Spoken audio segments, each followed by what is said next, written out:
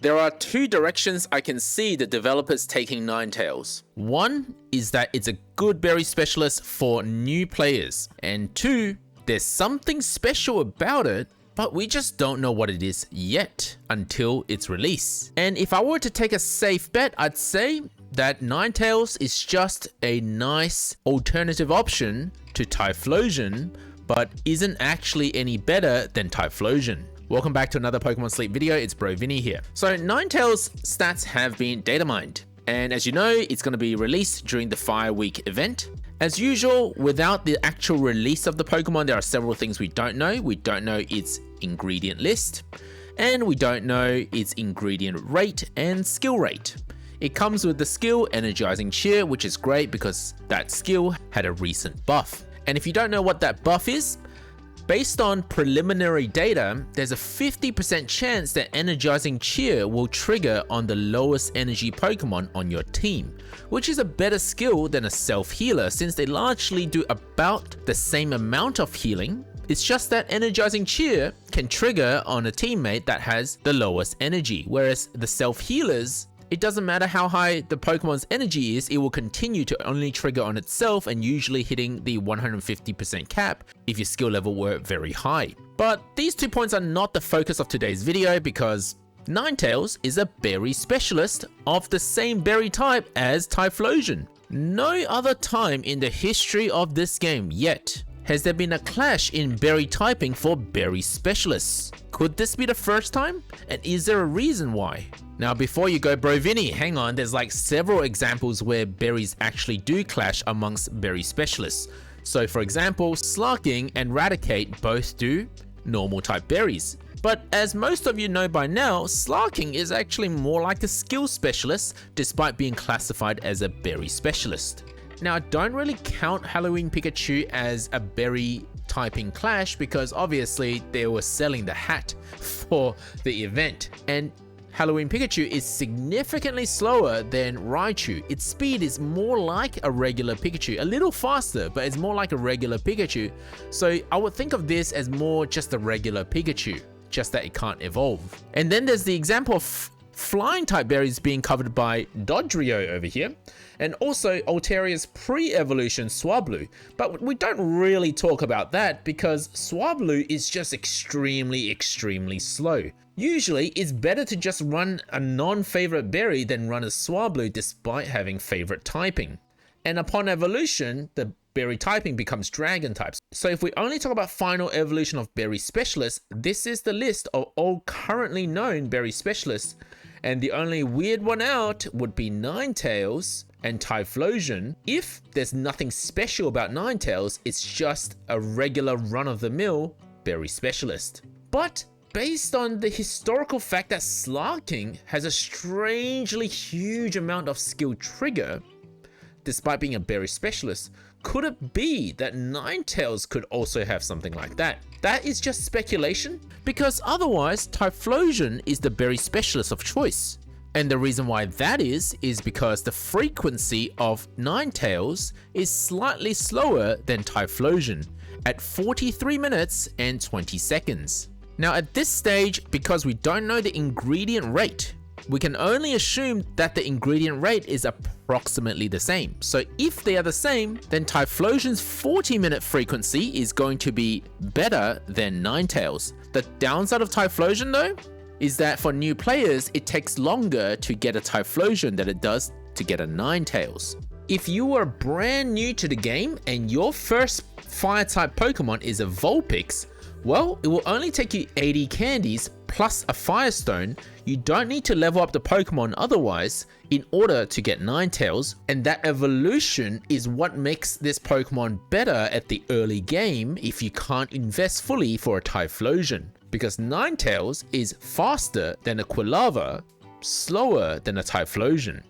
As you can see, Quilava has a base frequency of 50 minutes.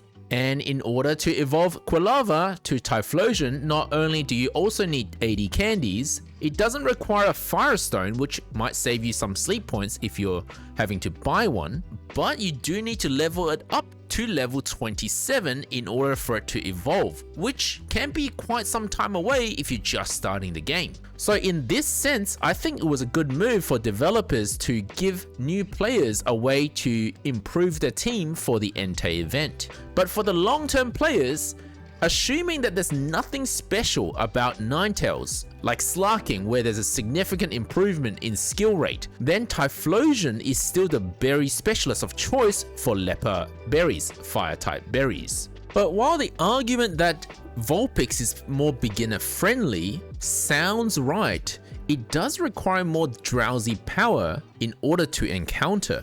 So Vulpix's drowsy power requirement is starting from 760,000 drowsy power up to 25 million for the 4 different sleep styles.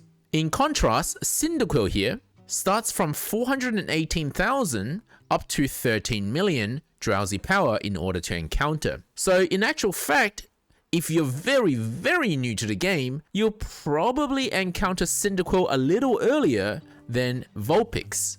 But that's actually flipped when we look at the evolution. So Ninetales has a drowsy power requirement ranging from 6 million to 62 million. In contrast, Typhlosion here ranges from 14 million up to 77 million drowsy power requirement. So between Ninetales, the evolved form, and Typhlosion, you're actually slightly more likely to encounter Ninetales instead, when you're just starting out the game anyway. Now you might ask, should we even catch Ninetales evolved? And I'm gonna say that there are pros and cons of doing this. The pros, the advantages of catching Ninetales fully evolved is that it's going to have 5 less inventory. As a result, you can enter sneaky snacking, which means forced berry production and no ingredient production, a bit earlier. So this applies particularly when you're just about to go to sleep, you've collected all your productions, and then for the next 8.5 hours, you're not touching the game. Then you're gonna find more sneaky snacking from a Ninetales that was caught fully evolved. The counterpoint to that though is that because of the lower inventory, the chance of you triggering skill in the morning is actually reduced. On top of that, your main skill level is 1 less than if you were to evolve it as a Vulpix.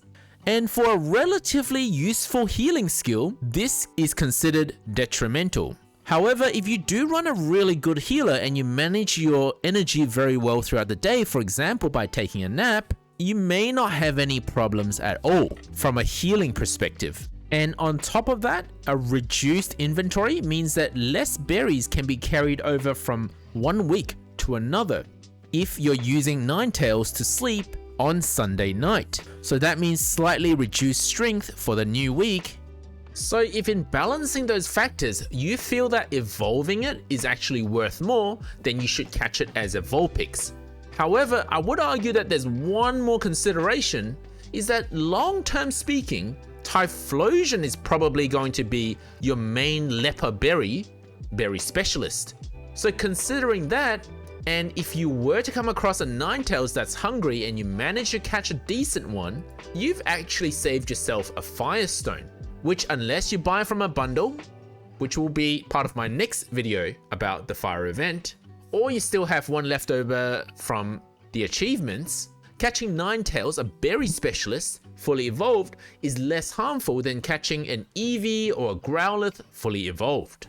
So in other words, if I were to put my Firestone, my one and only Firestone, to one of the 3 Pokemon that needs it, I'd put it towards Eevee. And that's because Growlithe's skill is power creep by both Gallade and Raikou, and Vulpix is not severely harmed by catching fully evolved. So in conclusion, the meta hasn't really changed with Ninetales' arrival. Unless Ninetales has some very special ingredients, or it has a huge trigger rate like Slarking does, which we don't have the data for yet until the Pokemon's actually released, it's not really essential for long-term players to catch this Pokemon. For new players, it's very good to get started with a Vulpix because you're going to want to prepare for the Entei event, which is just a few weeks away. Just be aware though that until the Pokemon actually releases, some of these numbers can change. In fact, since the maintenance drop, some of these numbers have changed twice already. Initially, we had thought that the friendship points to catch Ninetales was gonna be 12, which seemed like a really good deal. But then the developers dropped an update straight after that to make it 20 friendship points, which you can actually see here. So this was the original data mine, and then this was the subsequent change. And then they changed it one more time because initially Vulpix from the data mine only needed 40 candies to evolve. But in the second patch, and you may have noticed this if you were playing the game since the maintenance had finished, they made another release, another patch, which made Vulpix cost 80 candies to evolve. But to be fair, that's what we would have expected anyway, because Growlithe, which is a very similar Pokemon in terms of the number of evolutionary stages and also the need for a Firestone to evolve, also costs 80 candies to evolve, and Arcanine also needs 20 friendship points to catch. So it would seem very strange if Ninetales were otherwise. Thank you for watching, guys. Don't forget to like and subscribe and turn on your notification bell, because next we're going to talk about the missions of the Fire Week event and the bundles that are coming.